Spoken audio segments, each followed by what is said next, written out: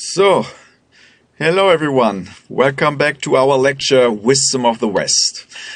As you can see, today it's a little bit different. I'm luckily not alone. We have a special guest today, my dear friend and colleague, Mike Sandbothe. You can read the name here.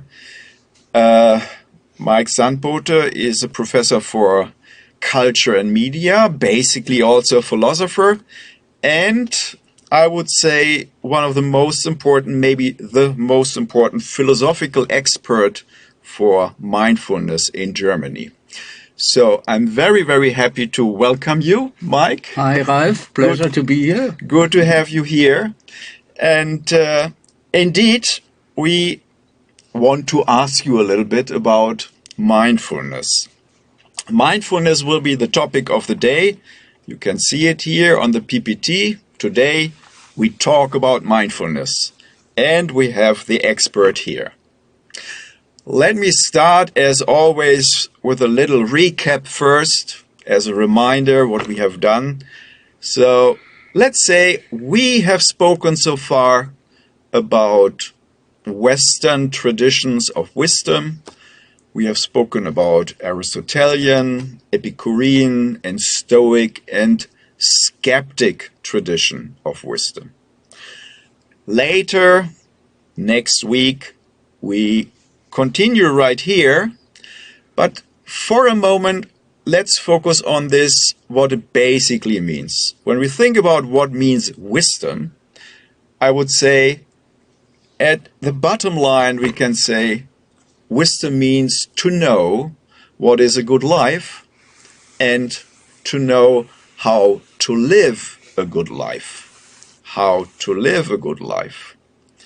And as we all know, university, for example, is not anymore, or at least not always, the place where we can find answers to this kind of question, how to live a good life. But the discussion in these days is very vivid, actually. And a keyword all over the world is the keyword mindfulness. So today we talk about mindfulness. Mike, so because you are here, you know I cannot stop myself. I need to ask you first, how is it to be in Korea? Yeah, I love it to be here in Seoul right now. And perhaps I can relate your question a little bit to the other issue, the main issue of our conversation today, and that is mindfulness. So to be mindful means, besides other things, to be able to seriously listen to another person and to be empathetic with her feelings and thoughts. And I'm a father of two children. And one of them, Maya, she had her 14th birthday 2 days ago here in Seoul, and she's totally in love with K-pop and K-drama. And I listened to Maya during the last 1 or 2 years, and she really taught me about K-pop and K-drama and about Korea, and but all the things, the technological development here in Korea, the culture in Korea, the people. She loves the Korean people, the spirit of Korean humans. And so one day she asked me, Father, why don't we go to Seoul one day? And I said, why don't we go to Seoul this summer? And that was last year. And so Maya and me, we took a plane from Frankfurt to Seoul, and she actually introduced me to her world, to the world of K-pop in Seoul, and to Hongdae, that she knew about and that she learned to love with the help of Ralf, who helped us to find a little apartment in Hongdae. So for me, it is a very mindful experience in terms of the relation to my daughter Maya. So Seoul brought me in a much closer contact to her than I had before, because she realized that I take her feelings, her thoughts, her interests serious.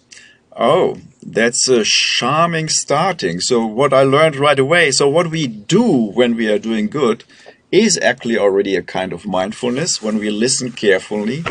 But what is most charming is that you mentioned, so mindfulness is even something what matters in a relation between parents and children. So it could be a matter everywhere, Yes. in every kind of social relation. Yeah, that's something. I would like to, maybe it's the right time, then let's shortly talk about mindfulness in a most simple way, because as I said, it's a thing all over the world. It's a thing all over the world. And when I was looking for preparing our discussion today for a picture, I found this one, what you can see here on the right, the little picture where you see a guy walking beside his dog somewhere in nature. And the guy has obviously a lot of stuff, a big mess in his mind. Meanwhile, the dog has a lovely picture of the landscape in his mind and is totally relaxed. So we have the picture, the opposite. On the right side, the dog, very relaxed. On the left side, the guy, the person, totally messed up his mind with a lot of stuff, chaos in his mind. So my first guess was, yeah, that's mindfulness, not the chaos in your brain. No, this lovely empty space of here, the dog. What do you think about it? Yeah, it's an interesting picture. And it may help us to understand the different uses of the word mindfulness we can discover when we take care for that. And so on the one hand, really mindfulness is associated with, to empty your consciousness and to get rid of thoughts. And that is what many people associate with mindfulness. And perhaps when you really go very deep into mindfulness and meditation, you might really be able to reach this level of emptiness. Okay. But the success of mindfulness as a movement that we experienced since a couple of decades, and especially during the last 10 or 15 years, is that it is somehow a more complex practice that is not primarily being interested in emptiness and in pure perception. It is much more about learning to live with the chaos. Oh, okay. That sounds... Sorry to interrupt you, because maybe it's better when I make a short note here. So just that we have, as always, some keywords. So mindfulness, as we said. So what does it mean? Let's usually. And I just pick up the keyword. So you said something like... Empty your mind. To empty your mind. That's for sure a core idea. So in this concern, the picture helps. But you also said, so yeah, nowadays it also means a bit more, something different, or it's not just the emptiness, right? So can you start from here again? What is the point there? Yeah, the other more subtle and at the same time more easy to practice idea of mindfulness is to learn to live with a full mind. Ah, okay, I make a note. To learn to live. Oh, oops. To live with a mind full of thoughts. Yeah. Okay, maybe. Okay, live. I put it now like this: mindfully, but including thoughts. Is it okay for you? Yeah. I have a bias, Okay. So I like this part, because I would say, as far as I know, the standard way of thinking, mindfulness is often identified actually with a certain meditation practice. And I believe there is a connection. You will tell us more about it. And then we have a kind of ideal picture, at least me, that you are in a Buddhist mindset. You're in the experience of nirvana, something what I usually fail to achieve. But your point now is to say, yeah, that's good, but there is something else also. A little bit easier, maybe even. Yeah. More close to the world we are living in, close to our ordinary life.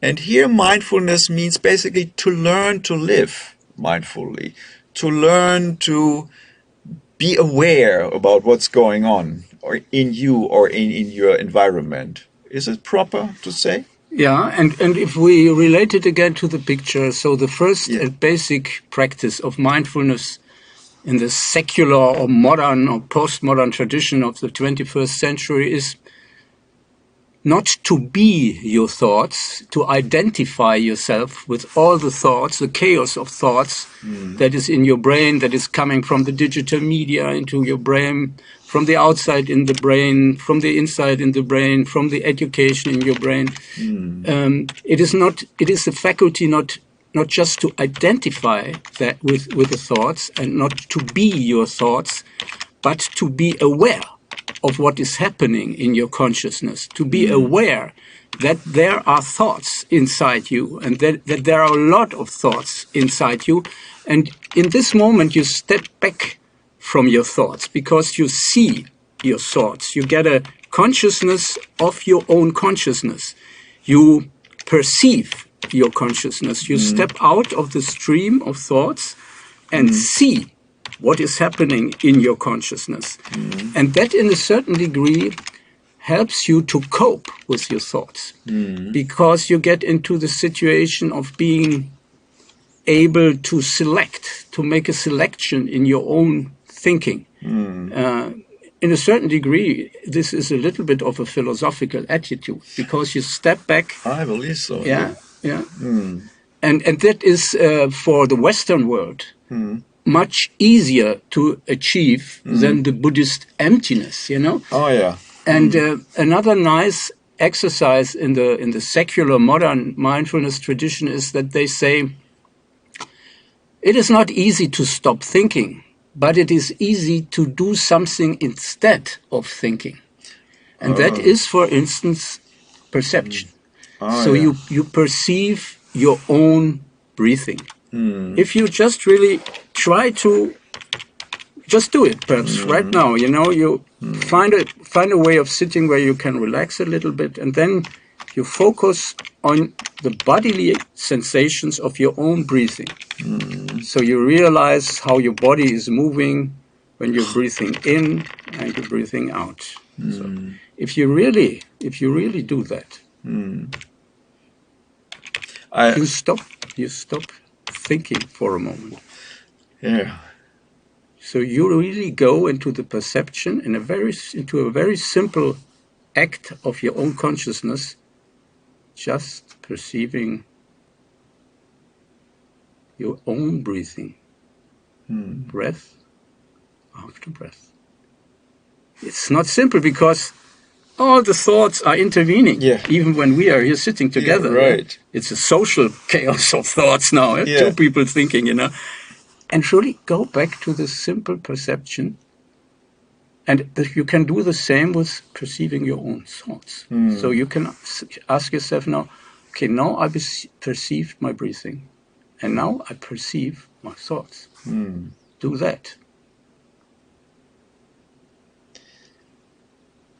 Right now, while you are practicing So that are your thoughts right now. Yeah. I'm perceiving now your thoughts. Yeah. They're intervening into my own thoughts. Yeah. I'm the part who has to make the mess. And you... Yeah. So the easiest way to understand mindfulness is to do it. Yeah. So, and you can do it. It is an exercise of cultivating your faculty of perceiving your own breath. That is a bodily sensation. Perceiving what is outside, like the dog, you know, the external perception, the sense perception, being totally into sense perception and realize, okay, now I smell, now I taste what I eat. I do not see the TV screen and eat something. I really consciously, mindfully taste what I eat. When I eat, I'm eating. When I watch something outside, I watch something. I see the bus. When I see the bus, I see the bus.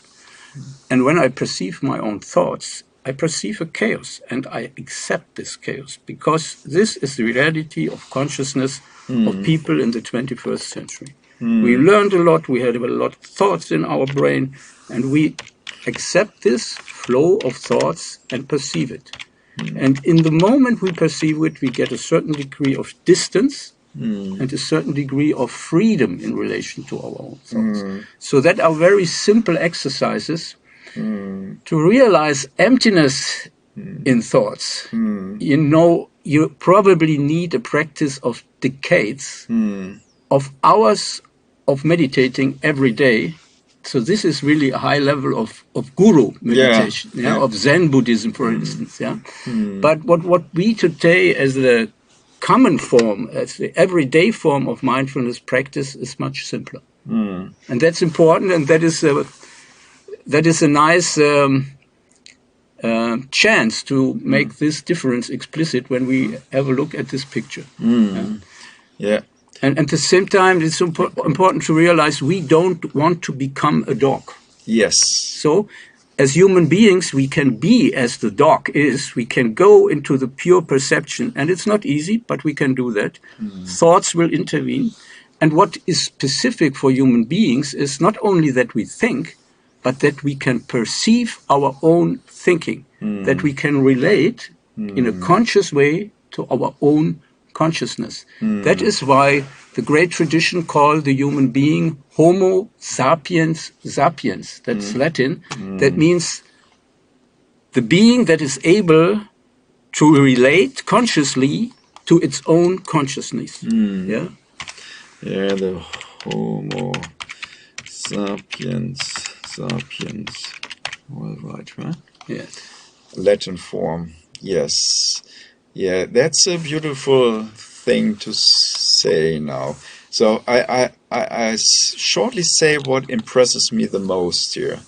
I think what is really important, I think for all of us, one thing is, as you said, don't identify yourself with your thoughts. So, you have thoughts, a lot of chaos, but let's say the first step is keep a little distance here. Yes. And that needs sometimes, I would probably say always, a kind of training. You have to practice it. That's true. So you have to practice it. So, and what I love about it is, okay, for a philosopher, I think, and everyone who loves wisdom, very essential, that you are able to keep a little bit, we would call it often reflective distance. You can keep a distance. You perceive it. Yes. Yeah, you keep a certain distance. That's wonderful. So you are not this. You are not just your thoughts. But, and now the second part, but you also don't need to deny them. No. That's what I love the most. So I'm now already happy that I started here with the picture. So indeed, mindfulness can go that far that we try to empty our mind fully in maybe in different modes. It might be something, and for meditation, probably a very important thing. But mindfulness means not only this. So mindfulness is not against thoughts. I like this idea, I have this tendency. I like this idea the most, because for myself, it's a little bit challenging. Yeah, I'm living here in Korea, and here is a lot of meditation culture and so. And I always wrestle with the idea, what about the thoughts? Sometimes the picture is mindfulness is without any thoughts. You overcome it fully. You are in a total presence. Might be good, but your point is it can also mean something more. It can or mean not more. It can also mean something else. It can include thoughts. Yes. But then the important point is that you are not identifying yourself. Then you get lost in your thoughts. You make yourself a thinking machine, right? Yeah. You're obsessed by your thoughts. That's for sure a kind of risky thing, yes. And an interesting experience. So I teach mindfulness at Jena universities and at other universities as well, in Germany, Austria, and Switzerland. And the interesting thing is, if my students and me do exercises on observing our own mind, on observing our own thoughts, we all realize that our thoughts are not logically structured. As you said, they are quite chaotic. You know, our mind moves from one thought to another, to a feeling, to a perception, to a mixture of a feeling and a thought, and a mixture of a feeling of a perception, and suddenly a totally different thought occurs. That is what the old Buddhist tradition calls the monkey nature of the mind. Yeah. So it's always jumping from one tree to another tree. You cannot predict what is happening in your natural thinking, you know. Yeah. Philosophy is about, you know, making thinking structured, developing logical ways of thinking. But Actually, all science is actually like this, right? But our everyday thinking is very fluent, very chaotic, very unpredictable. And it is important for many students if they exchange their experiences, and that is part of the mindfulness courses we give in Germany at more than 30 universities in the meantime. For many students, it is so important to realize that we all, the professors, the politicians, the artists, the idols, the normal human beings, they have a chaotic monkey mind. Yeah. Everybody, even the Dalai Lama says he has a chaotic monkey mind. And he will not get rid of it. He will just, you know, control it a little bit. Yes. And the art of mindfulness is the art of degrees of controlling your chaotic mind. So the Dalai Lama is, of course, a little more developed in controlling the chaos in his mind, but it's still a chaotic mind, you know. And to accept this and to realize we are all, that's part of human nature, monkey minds. And mindfulness is really a way of learning to cope with your monkey mind and to control it a little bit. Like you become your own father who takes the monkey child, the mind child, takes care of the mind child. Like a little dog you call back. You know, bring her on the right street back. Yeah. That is a simple practice, and that is why mindfulness became so successful in the Western world. Oh yeah. Yeah, cope with your monkey mind, or maybe also fair to say, so mindfulness means something like moderating your monkey mind. Moderating is too much? No, that's fine. That's fine. And now we come to another aspect that is not so very well developed in the Western culture. Okay. And that is mindfulness is not only a thing of relating and being aware of your own thoughts. It is also, and in the same degree, a way of learning to perceive and get aware of your feelings. And the Western culture is, you know, I would say famous for its thought bias, for its intellectual bias, for its cognitive bias. And a price you have to pay in Western culture to be such a highly developed cognitive thinker is to suppress your feelings, your emotions, and to suppress your body awareness. Oh yeah. So, and mindfulness, that is why the most important inventor of the new mindfulness movement, the medical professor Jon Kabat-Zinn, mindfulness is about not only taking care or moderating your thoughts, it's also about moderating your feelings and moderating an interaction, a healthy interaction between your feelings, your thoughts, and your body awareness. That is why Jon Kabat-Zinn very often points out that mindfulness might not be the right word, even in the English language.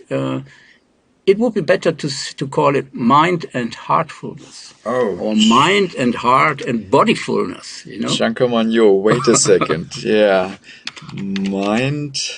Mindfulness and heartfulness. And heartfulness, yeah. Heartfulness. That's for sure. When I would... No, that was wrong. Sorry again. Mind and... It's not reacting properly. Now we are. Fullness. One more S. And here. So, yes, that's for sure. Yeah. That's for sure a very interesting point, because I think that leads us to an idea which is somehow bridging Western and Eastern culture. As far as I can see, I would say in the Eastern culture, and more precisely now in Korea, it is a clear thing that what we in German or in English or European languages call Geist, spirit, mind is highly, let's say, connected with thoughts. And we bring it all with the brain together. But in the Asian culture, there are a lot of words, and it's always connected with the heart, or heart and mind. So this combination, I assume, is in the Asian culture, let's say, much more common than it is in the Western culture.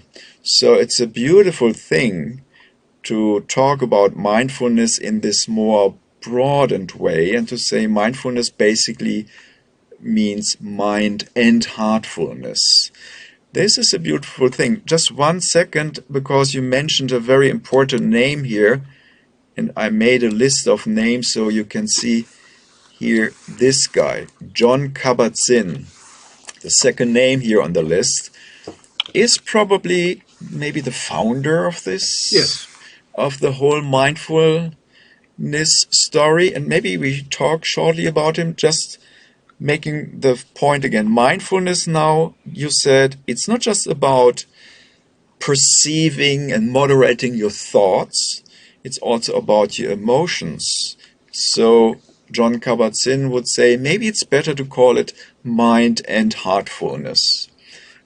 So to bring it all into the picture, your body, your mind, your emotions, fully. And obviously in our professional environments, like in a company or university or in a course, we have probably not the feeling that all is here respected, right? So me, I'm probably too much thought-centered, and whoever maybe might go another way. And the idea of mindfulness is to bring it together, and maybe even bring it into education and universities again. Yes. Oh, yes. Let's say shortly something. Who's Jon Kabat-Zinn? Can you say something about him as a founder? Yeah, Jon Kabat-Zinn is, in this moment, he is in Germany giving a retreat close to Salzburg in Bavaria. And he's becoming 80 years now. So he's an old guy, but a very healthy and lively guy. So he's doing a lot of yoga all over his lifetime. And yoga is an element of his world-famous course, 8-week course, Mindfulness-Based Stress Reduction, MBSR. And that is actually the very center of the modern mindfulness movement that made mindfulness so famous, because it was evaluated all over the world in thousands and thousands of studies, neuroscientific studies, medical studies, empirical studies, and it was shown that it has really positive effect on your stress and emotion regulation. And Jon Kabat-Zinn, he did his PhD at the MIT, Massachusetts Institute of Technology in Cambridge in the US. And interestingly, after having finished his PhD, during writing his PhD, he started meditating and actually needed it to be successful and to survive and to cope with the stress of, writing a PhD. And after that, he realized that he doesn't want to become a microbiologist. That was his subject, the subject of the PhD, but that he wants to bring meditation into the everyday world. Not in the first place into academia. That was not possible at that time. Yeah. But his idea was to bring it into healthcare.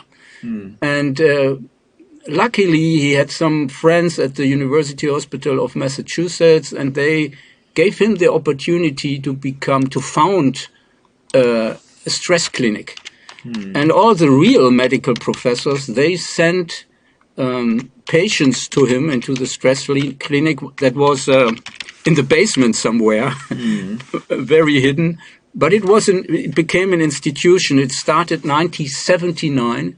And they sent all the patients with very strong and deep depressions, with chronic illnesses,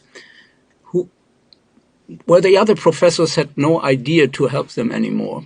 They sent them to Jon Kabat-Zinn so that they get a chance to learn and to cope with the full catastrophe of their lives.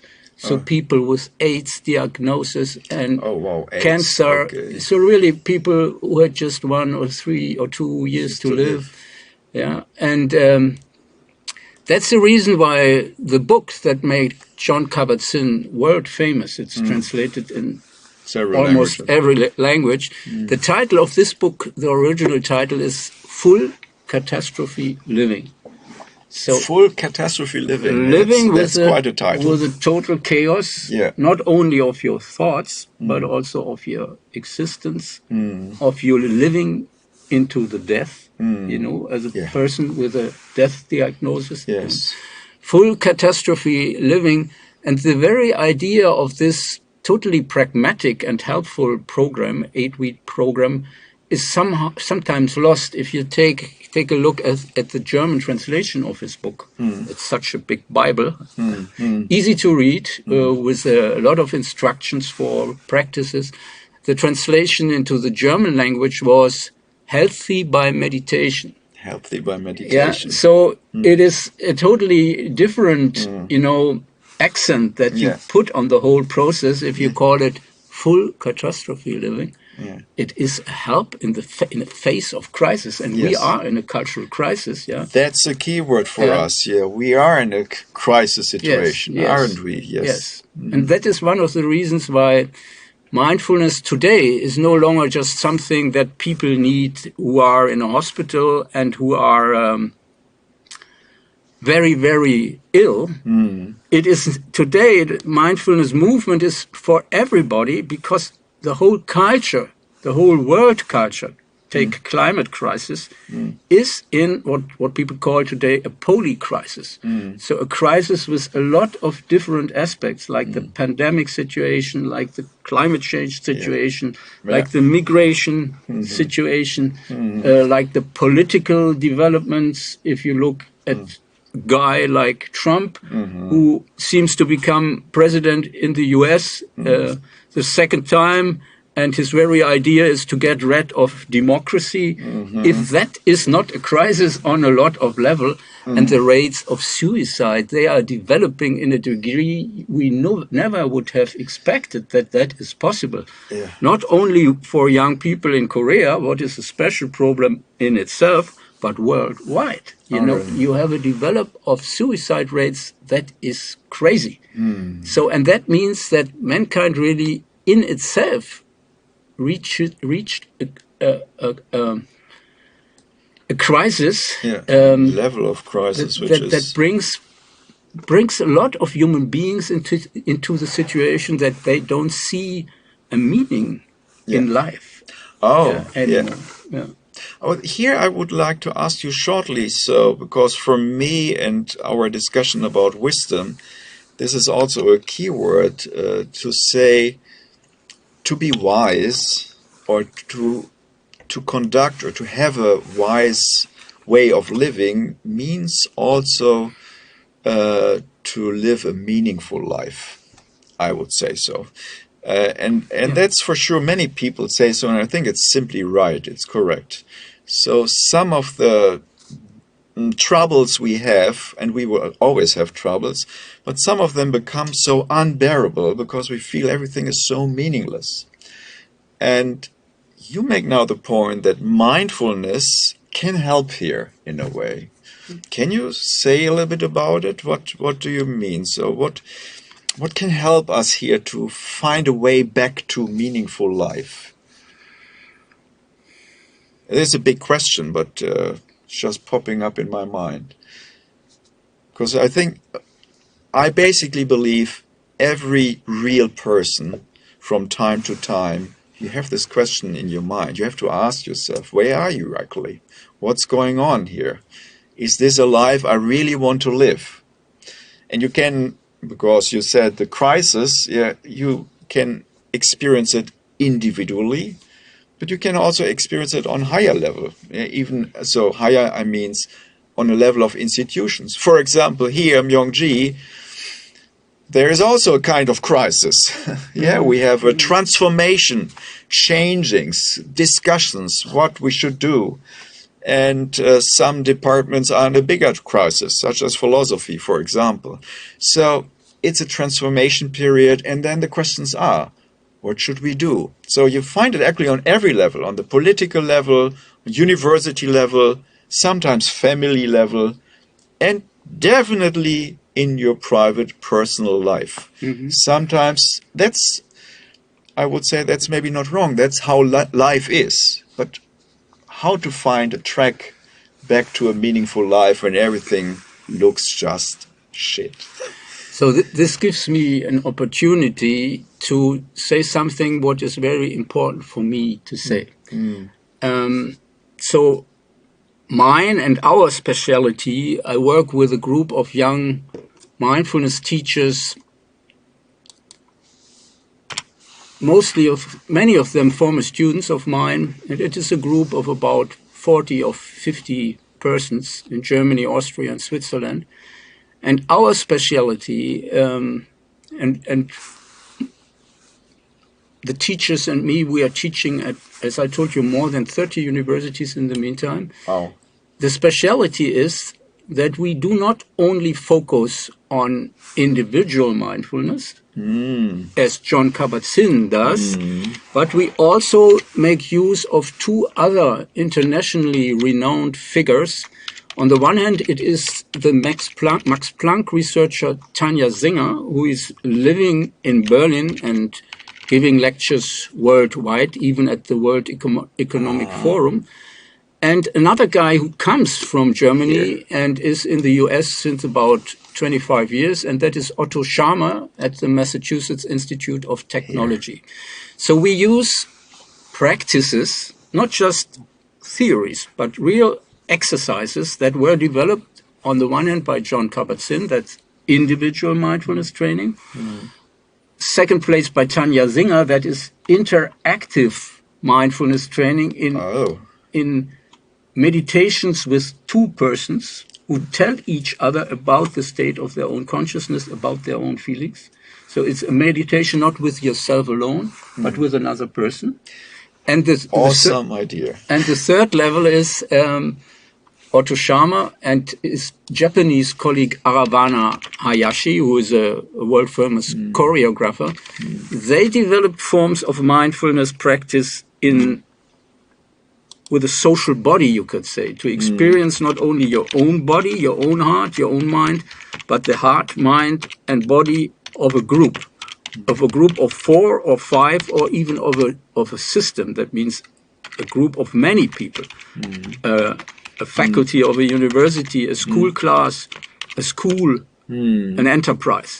So, and if you keep that in mind, and that is not common knowledge, it will become common knowledge, I'm pretty sure, in the next 5 to 10 years. But common knowledge until now is, individual mindfulness. Yes. And the meaning of life you experience in mindfulness, not only and not primarily by the meaning, but by experiencing life. So, for example, if you really, I go back to this simple exercise, and mindfulness is about simple exercises. if you really perceive your own perception, your own breathing, then you perceive the very basic of your biological life. And if you do that, in most cases, people really become grateful for just being alive. If you start to perceive your own breath, what is the motor of your biological life?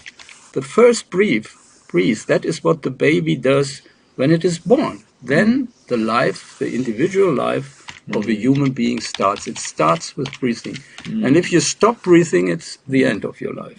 So the very energy of being alive is what you experience also on the level of feelings, of gratefulness, of being. When you get in touch with the inner movement, the bodily aspects of your own breathing. So that's a very basic meaning of life, that is simply being alive and being able to experience and to be grateful for that. It is not only a thought, it is an experience connected with thoughts and feelings and bodily experiences. And on a higher level, you get in touch with the meaning of life if you are allowed to be the witness of the thought and feeling flow of another person. If you really have a dialogue, like the dialogues, the contemplative dialogues that Tania Singer developed, then you realize that you are not alone with your living energy and your monkey mind, but that you are always connected to other people with their feelings as with their monkey mind, and that there are a lot of similarities, that in a certain degree you do not only know yourself, but you know what it means to be a human being.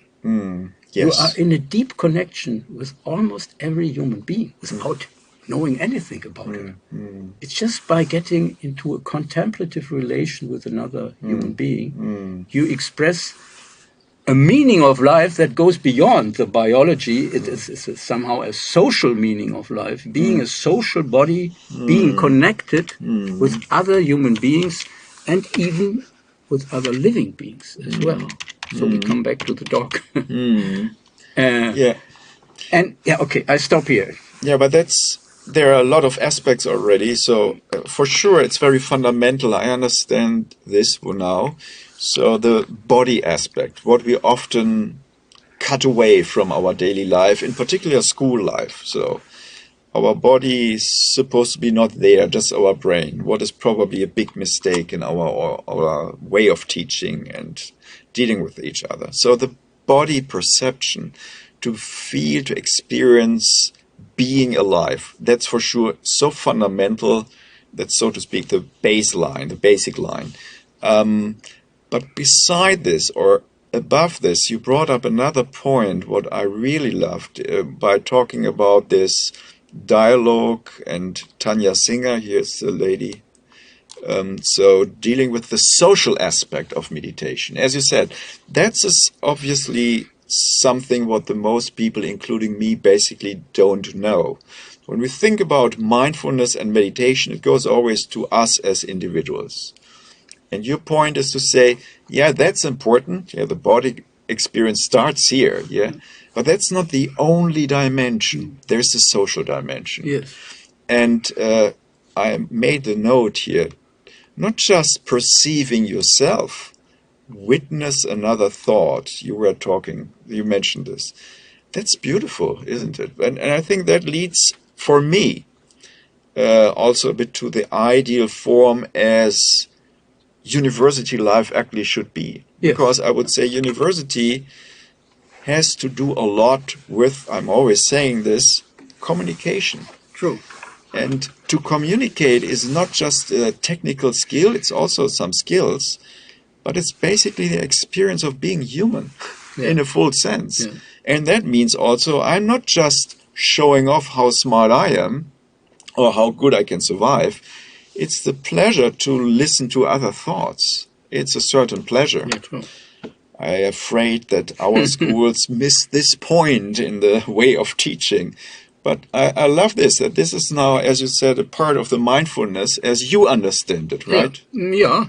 And yeah, as Jon Kabat-Zinn and Tania Singer Also. understand it as well. Yeah.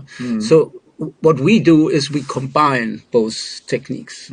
So Jon Kabat-Zinn is mostly focused on individual practices. You can do that with closed eyes on a cushion or a yoga mat. Tania Singer, you don't need cushion, you don't need a yoga mat, you need just another person. Oh, yeah. Yeah. For the practices that Jon Kabat-Zinn developed, you actually don't need another person. You can do it alone. You can do it with thousands of people in one room, but you can do the same thing alone. Yeah. A diet, that's the name, a diet, a dialogic or a contemplative dialogue. Y-A-D, a diet. Was not starting. Yeah, that's the technical term. That means just an activity for two persons. Meditation for two. Yeah, meditation for two, or contemplative dialogue is another term. One of Tania's article that appeared right now has the title Contemplative Dialogue. Oh, nice. Yeah. And here is something what I like, contemplation. I think it's a completely underrated aspect of our culture. But however, diet, that's a beautiful thing, very special. So what the new thing that we do for students and teachers and leaders and employees at university is to offer them not just individual meditations, but diet meditations in the same amount of hours as we offer individual meditation. So, and in the courses of Tania and of Jon, you always have a focus on the one side on individual practices, Jon, and on the other side on dialogic meditation practices, Tania. And we have a third idea giver or inspirator, and that is Otto Scharmer and Arawana Hayashi from the so-called Presencing Institute at the MIT in Boston. And they even go one step further. So Tania is focused on 2. Yes. And Otto and Arawana, they're interested in 4, 5, 20,000. A system. Even we hear, but we cannot see each other, so it will not work. Yeah, he is focused on structured group, for instance, a system, the faculty. Yeah, system. The faculty. Yeah. Ah, faculty. And what he does in his most complex systemic meditation practice, that is, he asks people to build a sculpture made of human beings who represent the main stakeholders of a system. In the university, for instance, the president, the teachers, the students, the employees, perhaps the parents who are important for the students, and other stakeholders. You take 7 or 8, not too much. And then you ask them, you really get to go into their own body experience and to place themselves in relation to each other in a room, not by thinking. And you're never allowed to play your own role. So you would not be allowed to play a teacher. You were, for instance, asked to play a student or an employee or the president. And the president is not allowed to play the president, but the students, for instance. So that you really don't know how to place yourself in the space, that you just feel it and let your body move. So you need a certain preparation to do that. So in the first place, for instance, with the individual practice of Jon Kabat-Zinn, there is a very simple exercise that is called body scan. You just go through your body. How do my feet, how do I feel my feet? How do I feel my legs? How do I feel my breathing? And how do I feel my breast and my head and my arms and my hands?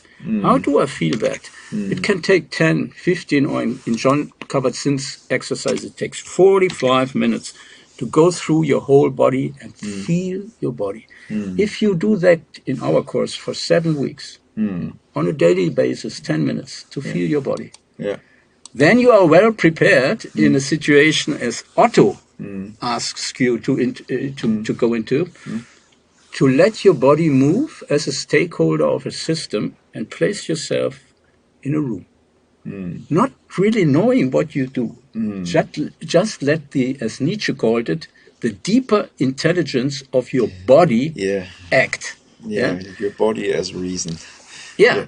And then you are on another level of the meaning of the very idea of the value of a system, of a university, of a school. And we do it with schools, we do it with universities. And in most cases, if you have such a sculpture of the system, you realize, and everyone, you have observers around this sculpture. That's the idea of the exercise. You have the observers. It's important to have them. They really see and analyze, they perceive what is happening in the field of the sculpture.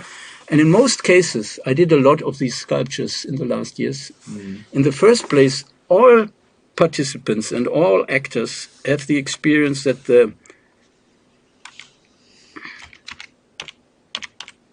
that's the actual situation of the system that we start with. That is the first sculpture, the status quo situation.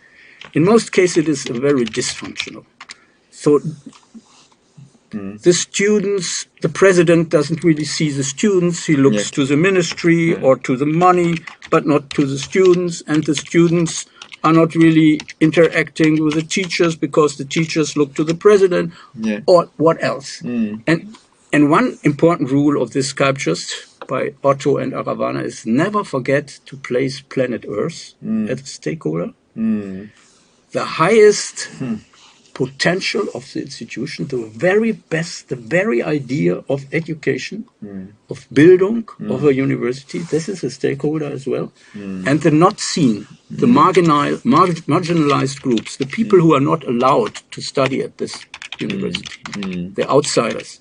You always place these three standard stakeholders in a system: the planet Earth, the marginalized groups, the not seen, and the highest future potential of the system. And the dysfunctionality of the most status quo sculptures is that planet Earth is not relevant.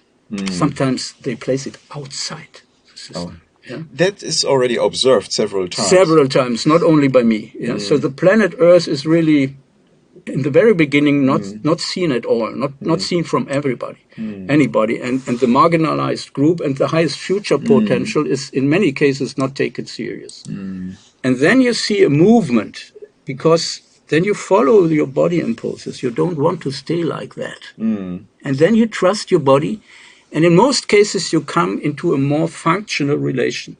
So the different stakeholders start not only to see each other in a meaningful way, but they also start to see planet Earth, marginalized group, very often from planet Earth and marginalized group and highest future potential. The movement starts. They don't want to stay outside. They move inside. And then the whole system starts to reinvent itself a little bit. So it is a movement from a relatively high degree of dysfunctionality to a little higher degree of functionality. And the interesting thought of Otto Scharmer, who is a transformation researcher, he does it for governments. He does it for the UN. He does it for Mercedes, for Google. Wow. Yeah, and the important experience of the very idea of his work is that a system wants to transform itself if it is allowed to see and sense itself. It's like with our chaotic thoughts. A system is in itself quite chaotic. And if you allow a system to become aware of itself, normally a system is not aware of itself. It doesn't sense it. It just moves on. Like we move on with our thoughts. The system moves on with its dysfunctional habits. And if you move back a step from your own thoughts, you don't identify with your thoughts.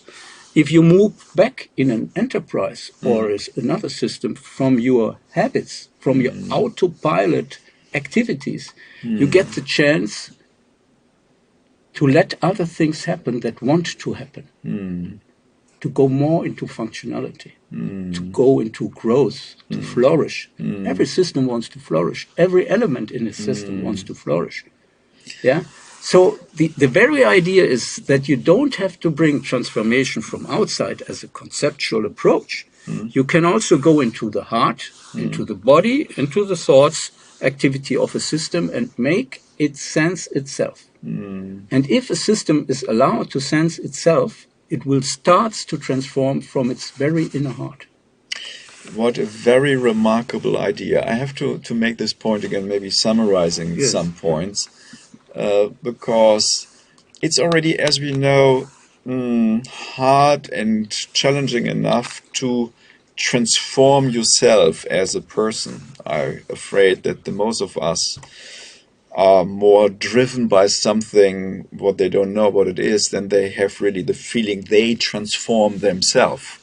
Nevertheless, on the individual level, we experience this sometimes. But what is now quite new in this, what you say, and obviously this transformation researcher, Otto Scharmer, is going this, is to say, transformation doesn't take place only on the individual level, also on every system level. Yes. For example, just because we have often to talk about it, university is also a system. Yes.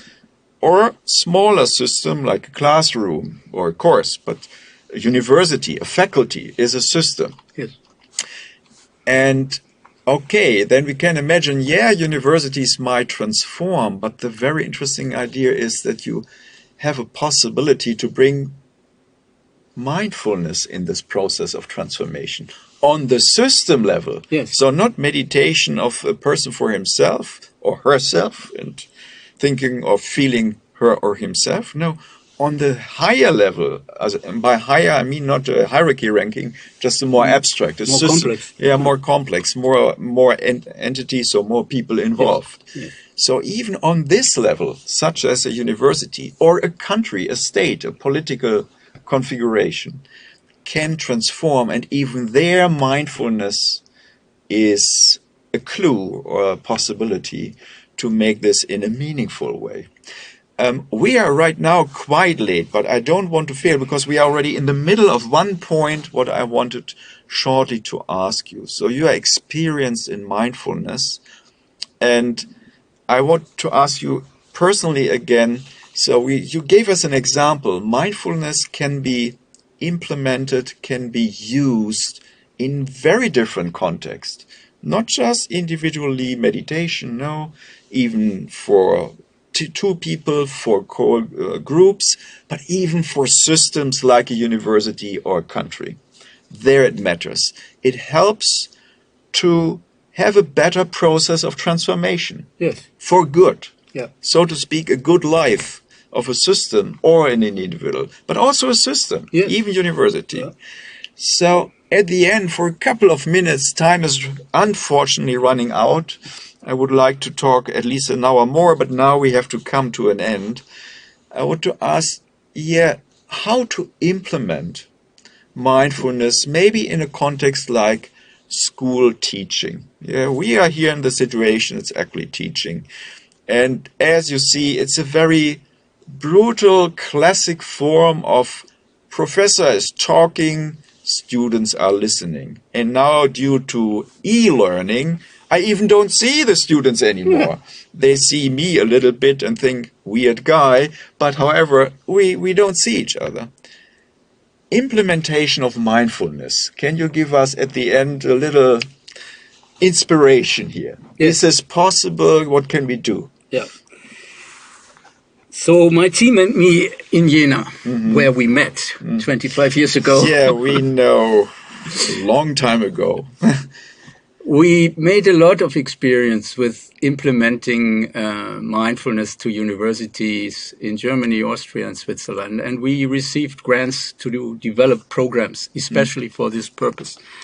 And to sum it up, if you take Jon Kabat-Zinn's mindfulness-based stress reduction, or Tania Singer's diet program, or Otto Scharmer's so-called social presencing theater, all three forms In one case, it's an 8-week program. In Tania's case, it is a 10 weeks program.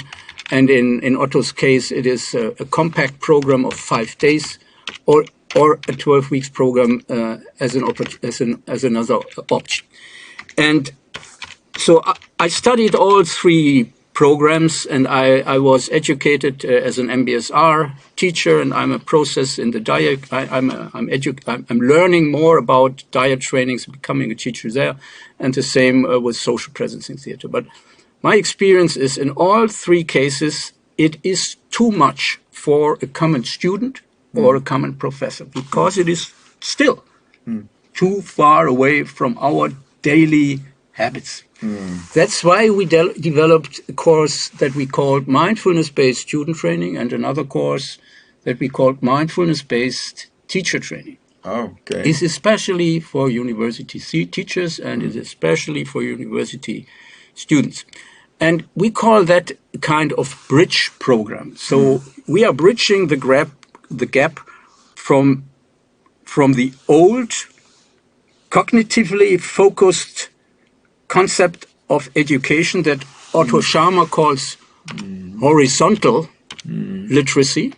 That means you add a lot of cognitive knowledge on the horizontal level of your thought machine, horizontal literacy. Bridging the gap from horizontal literacy, what he calls vertical literacy.